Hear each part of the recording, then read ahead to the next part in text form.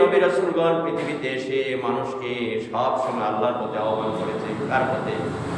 আল্লাহর পথে আহ্বান করতে গিয়ে পৃথিবীতে আল্লাহর বিরোধী যত শক্তিগুলো আছে, তাগুতি যত শক্তি আছে, সবগুলা নবী রাসূলকে সাথ দেন নাই। সবাই নবী রাসূলের মুখামুখি হয়েছে, ঠিক না ঠিক? সবাই নবী রাসূলের মুখামুখি। নবী রাসূলকে কেউ কখনো সাথ দেয় না। আল্লাহ বিরোধী শক্তি কখনো সার দেয় নাই। তারা চেষ্টা করেছে নবী রাসূলকে আল্লাহর পথ থেকে দূরে সরানোর জন্য। তারা কি দূরে সরে গেছে? যায় নাই, এক মুহূর্তের জন্য যায় নাই। পৃথিবীতে এক মুহূর্তের জন্য কোনো নবী রাসূল তাগুতের সাথে কখনো আত্মসমর্পণ করেনি, এরকম ইতিহাস দেখাতে পারবেন না।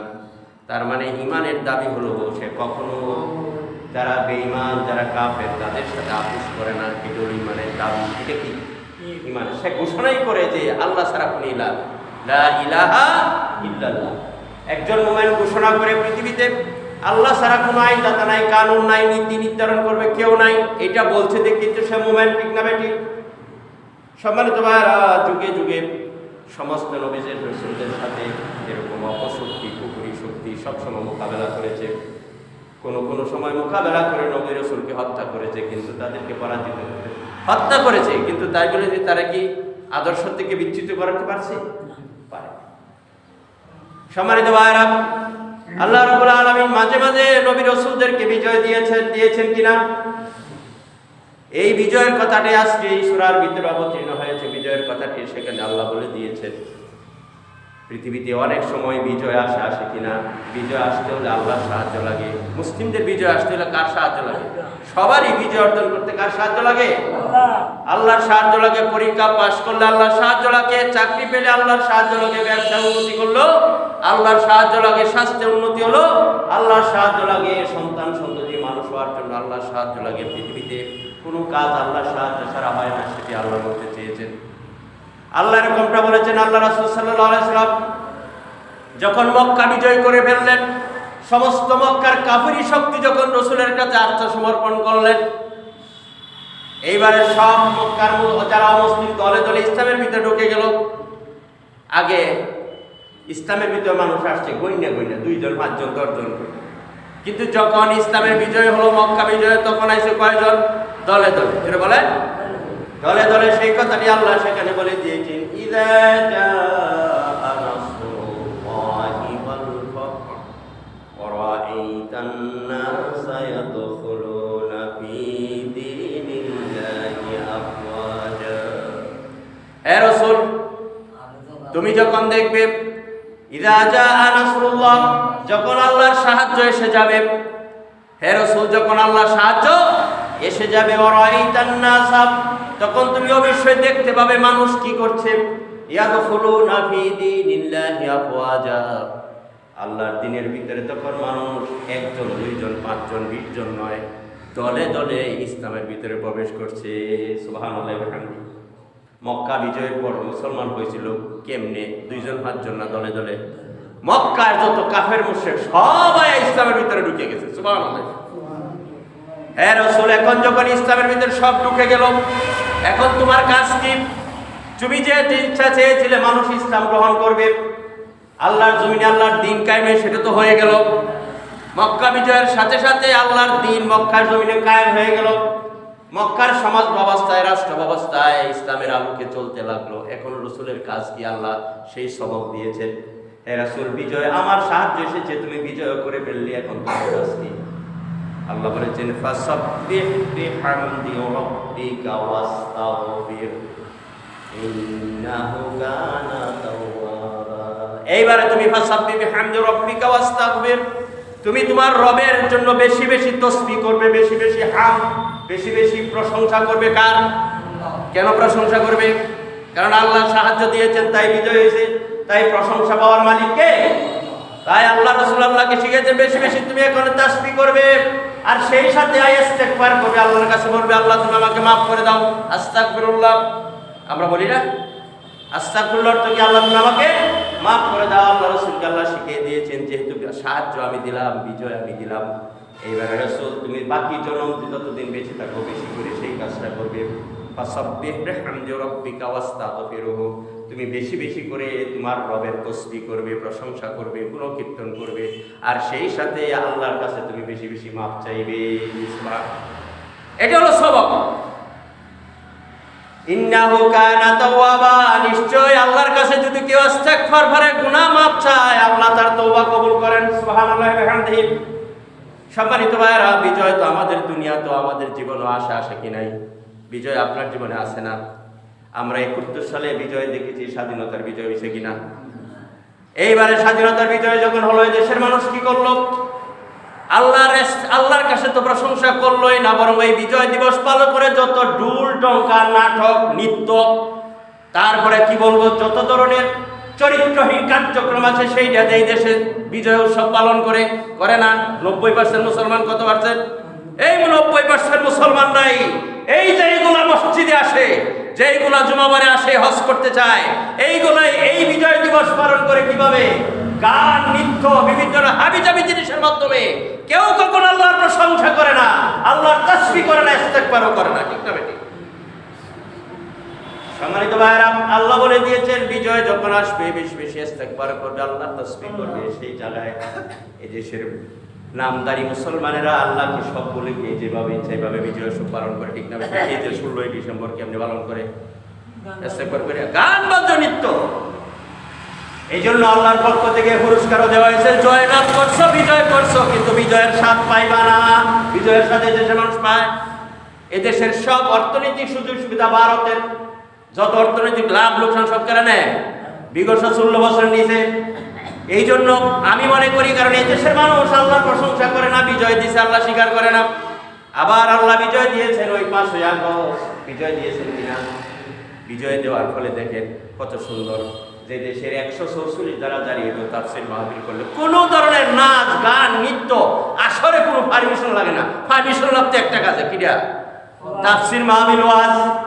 দেখছেন নি, একটা বিশেষ ইসলামিক দলগুলোকে নিষিদ্ধ করে দলের নেতাগুলোকে ফাঁসিতে ঝুলিয়ে দিল।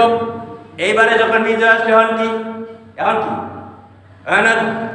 তারা যেমনি আছে এমনি আছে নাকি আউট? জোরে বলেন, আউট কিনা? আর যাদেরকে শেষ করে দিয়েছিল তারা ময়দানে এখন আছে কিনা? কোরআনের মাহফিল আর কোনো 144 দ্বারা জারি নাই। এখন মানুষের বিভিন্ন মত প্রকাশ করার জন্য আর কোনো সমস্যা নাই। তাইলে এই সাহায্য আইছে কার পক্ষ থেকে? জোরে বলেন, কার পক্ষ থেকে? যদি আল্লাহর পক্ষ থেকে এসে থাকে, তাহলে আপনার জন্য আল্লাহর পক্ষ থেকে কি সবক, কি যেন সবক দিছে আল্লাহ? হ্যাঁ, বেশি বেশি তাস, আলহামদুলিল্লাহ। ফাসাব্বিহ বিহামদি রাব্বিকা, তুমি তোমার রবের বেশি বেশি তাসবিহ করবে, প্রশংসা করবে, গুণকীর্তন করবে। আর কার কি করবে? ইস্তেগফার করে আল্লাহর কাছে মাপ চাবে। সেটা হলো সবক তামাম পৃথিবীর মানুষের জন্য, সকল মুমিনদের জন্য এটাই হলো সবক। যখন তোমার জীবনে বেশি বেশি বিজয় আসবে, তখন তুমি বেশি করে তাসবিহ পাঠ করবে। সুবহানাল্লাহ। আর যদি তাসবিহ পাঠ না করতে পারো, তাহলে বিজয়ের স্বাদ তোমাকে আল্লাহ দিবে না। সম্মানিত ভাইরা, এইভাবে যুগ যুগ ধরে বিজয় আসলে ইসলামের ভিতরে মানুষ একজন দুইজন নয়, দলে দলে প্রবেশ করে। আমরা এই বাংলার রাজধানী নদিয়াতে দেখেছি 1204 খ্রিস্টাব্দে লক্ষণ সেনী দেশ, লক্ষণ সেন শাসন করতো 1204 খ্রিস্টাব্দে। বাংলা শাসন করতাম, নাম কি? লক্ষণ সেন। জুড়ে বলেন, লক্ষণ সেন। সেই লক্ষণ সেন যখন শাসন করত, মাত্র 17 জন অশ্বারোহী নিয়ে এখতিয়ার উদ্দিন মোহাম্মদ বিন বখতিয়ার খলজি যখন ওই নদিয়া বিজয় করলো, তখন দেখা গেল সব মানুষগুলা দলে দলে ইসলামের ভিতরে প্রবেশ করছে। এই বাংলাতে ইসলামের আলো প্রথম প্রজ্বলিত করেছিলেন, যার শাসনকালে ইসলামের সবচেয়ে বেশি প্রচার হয়েছে, তিনি হলেন এখতিয়ার উদ্দিন মোহাম্মদ বিন বখতিয়ার খলজি। আবার আরো আগে 712 খ্রিস্টাব্দে এই পাকিস্তানের সিন্ধুতে রাজা দাহির যখন শাসন করত, সেই সময় 712 খ্রিস্টাব্দে যখন মোহাম্মদ বিন কাসিম বিজয় অর্জন করলেন, তখন ওই কি বলে, এটাকে বলা হয় সিন্ধু রাজার যতগুলো মানুষ ছিল সবগুলা দলে দলে ইসলামে প্রবেশ করেছে। সুবহানাল্লাহ। বুঝতে পারছেন? রাজা দাহিরের সেই সিন্ধু রাজ্যে মুসলমানরা কোটি মুসলমান হয়েছে সবগুলা। এখনো সিন্ধুতে মুসলমানের পার্সেন্ট হলো 99%। কত পার্সেন্ট? বাংলাদেশে কত পার্সেন্ট? 90%। কিন্তু সিন্ধুতে মুসলমানের সংখ্যা কত পার্সেন্ট? 99। তার মানে শতকরা একজন মুসলিম, 99 জনই মুসলিম। সুবহানাল্লাহ। সেজন্য বিজয় আসলে ইসলামের ভিতরে মানুষ প্রবেশ করে, মুসলমানদের বিজয় আসলে মুসলমান মানুষ দলে দলে ইসলামে প্রবেশ করে তখন আর কোনো বাধা থাকে না। যুগ যুগ ধরে যত ইসলামী বিরোধী শক্তি আছে সবার টার্গেট ছিল কিভাবে মুসলমানদেরকে আল্লাহর পথ থেকে দূরে সরিয়ে রাখা যায়, কিভাবে কোরআন থেকে দূরে সরিয়ে রাখা যায়, কিভাবে হাদিস থেকে দূরে সরিয়ে রাখা যায়, কিভাবে চরিত্রকে ধ্বংস করা যায়। এটাই ছিল তাদের মূল মিশন। শুধুমাত্র ইসলামে পৃথিবীতে মানুষকে চরিত্র গঠনের স্বপ্ন দেখায়, শুধুমাত্র ইসলামী মানুষকে মানুষ হিসাবে জিন্দেগি করার সুযোগ করে দেয়। আর যদি ইসলাম বিরোধী কার্যকলাপ সবগুলার কাজ হলো মানুষকে কি করা, চরিত্রহীন করে তোলা, জিনাকার করে তোলা, হিসেবে তোলা, দুষ্কর হিসেবে তোলা, সব কালি অকারেন্স কারা, ইসলামের ভিতরের লোক না বাইরের।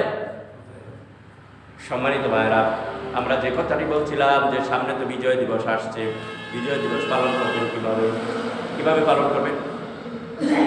এই তো আর কইতে না, বেশি বেশি তসবিহ করবেন, নফল নামাজ পড়বেন, আল্লাহকে বলবেন আল্লাহ তোমার শুকরিয়া, তুমি আমাকে একটি স্বাধীন ভূমি দিয়েছ, আমি স্বাধীন ভূমির স্বাদ যাতে আমি গ্রহণ করতে পারি, আমার পরিবার পরিজন উত্তরসূরির যাতে গ্রহণ করতে পারে, সেই সুযোগ তুমি আমাকে করে দাও, পারবেন না? আর যত আল্লাহর বিরোধী কাজ আছে সবগুলাকে বয়কট করবেন, সবগুলাকে দূর করে দিবেন, কারণ এই কাজগুলো আপনার জীবনের পতন আনবে। এই কাজগুলো কি আনবে? পতন আনবে। এটার সমর্থনও আপনাকে পতন আনবে। সমর্থনের লোকের তোর অভাব নাই, ঠিক না বেটি? আমি শুনছি এখানেও নাকি নাটকের আয়োজন চলছে, বলেন নাউজুবিল্লাহি মিন যালিক। সব আমরা যখন সামনে এগিয়ে যাচ্ছি কিছু মানুষ পিছের দিকে যায়, ভূতের নাকি পিছে ট্যাংতাহে। এই দেশে এরকম মানুষ আছে যারা পিছে আনে, ওই আগে যেগুলোই তো কখন ওইগুলার স্বপ্ন দেখে। সম্মানিত ভাইরা, আমরা হলাম মুসলিম। আমাদের নাম কি? জোরে বলেন, আমাদের নাম কি? মুসলিম মানে কি? আত্মসমর্পণ করা, নিজেকে সমর্পিত করে দেওয়া। কার কাছে? মানুষের কাছে। কার কাছে? আমরা কার কাছে আত্মসমর্পণ করেছি? আল্লাহর কাছে আত্মসমর্পণ করেছি। অতএব এটা যেন মনে থাকে সবসময়, আমি আল্লাহর সাথে নিজেকে সমর্পণ করে দিয়েছি, আর সমর্পণ করেছি না আমি আল্লাহর কাছে চলে যাব, ঠিক না বেটি? ইন্না লিল্লাহি ওয়া ইন্না ইলাইহি রাজিউন। এর অর্থ কি? এর অর্থ কি? আপনারা তো শুনছেন খালি মরে গেলেই পরে, খালি মরে গেলে পরে। এটার মধ্যে একটা মেসেজ আছে, একটা বক্তব্য আছে। এর মানে হলো ইন্না লিল্লাহ, আমরা সবাই হলাম আল্লাহ। বলেন তো ইন্না লিল্লাহ অর্থ কি? ইন্না লিল্লাহ অর্থ কি? আমরা সবাই হলাম আল্লাহ। আমরা সবাই কার? জোরে বলেন, আমরা সবাই কার? আরো বলেন, আমরা সবাই কার? ওয়া ইন্না ইলাইহি রাজিউন, এবং সবাই তার দিকে ধাবিত হব, ঠিক না বেটি? আপনার বাপ দাদা যারা 14 গোষ্ঠী আগে ছিল, এরা কোথায় আছে? কোথায় আছে? ওই জায়গায় চলে গেছে। ওই যে যার দিকে আল্লাহ তাপবান করে দিয়েছেন, আল্লাহর দিকে আমরা তাপবান হবো। অতীতের রব হয়ে গেছে, আমাদেরকে অতবে, ঠিক না বেটি? নিজের সে এই জন্যই সমর্পণ করেছে, কারণ আল্লাহর সাথে বিরোধিতা করে পৃথিবীর কেউ টিকতে পারে নাই, অথবা আপনিও টিকতে পারবেন না। অতএব সম্মানিত ভাইয়েরা, একটা কথা সবসময় মনে রাখতে হবে, সেটা হলো আমি হলাম মুসলিম। আল্লাহর সাথে কি করেছি? আত্মসমর্পণ করেছি। কি করেছি? আত্মসমর্পণ। অতএব আমার জীবনের যত কার্যক্রম সব কার অনুযায়ী হবে? আল্লাহর মত অনুযায়ী হবে না আপনার মত? কার মত অনুযায়ী? আল্লাহর মত অনুযায়ী হবে। সেই দৃষ্টিকোণ থেকে যদি আমরা জীবনে স্থায়ী থাকতে পারি এই কথার উপরে, আল্লাহ বলছেন ফালা খাউফুন আলাইহিম ওয়ালা হুম ইয়াহজানুন, তোমাদের কোনো ভয় নাই, কোনো চিন্তাও নাই। সুবহানাল্লাহি ওয়া বিহামদিহি। অতএব আমরা জীবনের শেষ পর্যন্ত দ্বীনুল হকের উপর, ইসলামের উপর কায়েম থাকতে রাজি আছি। আল্লাহ, আমরা বিজয় দিবস পালন করব কিভাবে? আল্লাহর প্রশংসা করে, বেশি বেশি ইস্তেগফার করে। তাহলে আল্লাহ কি করবেন? তওবা কবুল করবেন। যারা বলেন কি করবেন? তওবা করবেন। আল্লাহ আমাদেরকে বিষয়গুলো বোঝার তৌফিক দান করুন। আমিন।